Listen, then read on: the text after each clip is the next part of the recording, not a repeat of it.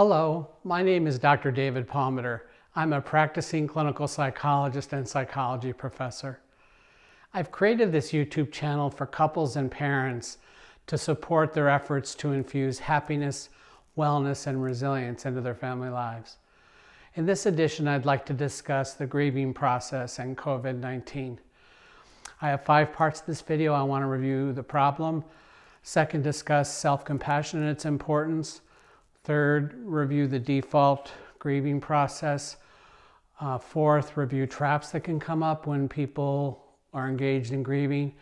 And lastly, I want to just give you some thoughts about counseling. We're all experiencing loss through COVID-19. Sometimes the loss is temporary. I know that when we get on the other side of this, the thing I've lost is going to be regained. Face-to-face contact with friends that's in person, or certain aspects about my vocational life, things like that. But others of us are experiencing loss that's more permanent.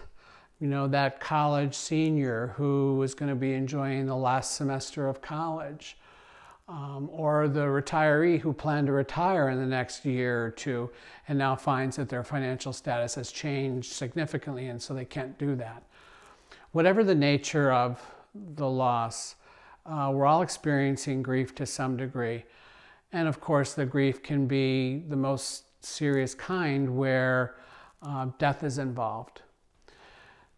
In the latter case, some aspects of what I'm going to be discussing in this video may not apply, but I will have subsequent editions that will cover that. The first thing is to just assess what our capacity for self-compassion is. It's kind of like stretching before going on a run. It's a good thing to do because if my self-compassion runs in the red, I may find myself resulting in doing blaming and shaming as I do the grief work.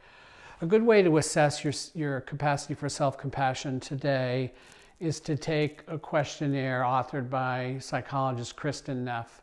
She makes it available on her website. The instrument's called the Self-Compassion Inventory. You can take it and see where you stand and make some steps to try to be kinder with yourself before engaging in any deep grief work. If you're struggling with self-blame and shaming, I would also encourage you to listen to, read, give yourself access to the teachings of Dr. Neff and also Dr. Brene Brown, both of whom have multiple videos available.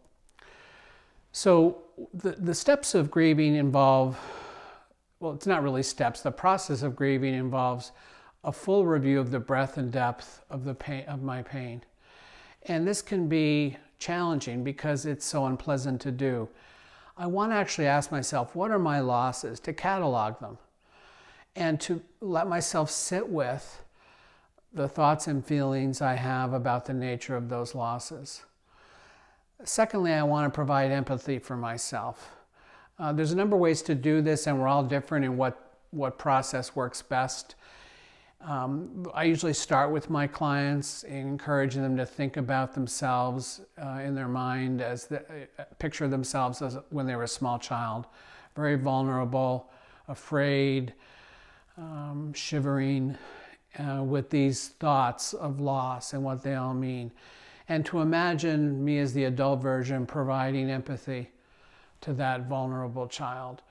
You could close your eyes, put your hand on your heart, and spend 5 or 10 minutes reflection, giving yourself empathy in that way. For some people, that doesn't connect as a useful thing to do. So an alternative would be to imagine what you would say, empathy-wise, to a close friend or someone you love, and instead say it to yourself. We psychologists call those coping thoughts. To develop a list of empathic coping thoughts that you can offer to yourself.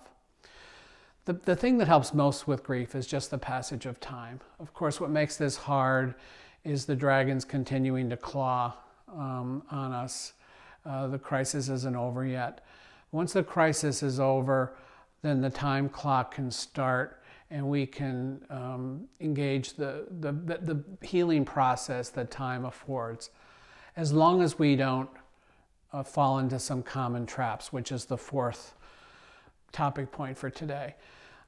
First trap, common trap, is to deny the existence of the suffering, to have buried alive pain. And just like a zombie that's buried, I mean, that stuff tends to come out in some surprising ways and wreak havoc in some surprising ways later on. Best to deal with it than to bury it alive, because it will claw itself out and express itself in ways that I may not care for. Second is to avoid the trap of depression. I very much like a quote by Stephen King: monsters are real and ghosts are real too. They live inside us and sometimes they win. I believe what King is suggesting there is that we all battle ourselves. Maybe it's with shyness, or maybe it's with how angry I get, or maybe it's with assertiveness, or name it. There's a countless number of kind of internal battles we all can engage. The depression battle would have us believe that everything sucks, it's our fault, and it cannot be changed. And when you get feeling that way, you get very hopeless and helpless and lethargic. And if you're finding yourself falling into that sort of way of thinking, it might be very helpful to seek out a psychologist, which I'll get to in a moment. Another trap is to try to self-medicate. Common in this culture is using alcohol. Alcohol, while it can provide a temporary sense of relief, ultimately makes things worse. The analogy I use with my clients is it's like you're in a prison in your mind, and you're out in the yard, in the outdoor area, and this big mythic bird, like from Lord of the Rings, comes along, sinks its talons into your shoulders and carries you out of the prison of your mind. And so yes, you are out of the prison for a bit. The bird circles and then drops you back in from a great height. So not only are you back in the prison of your mind, but now you're dealing with the wounds from the talons and the crash.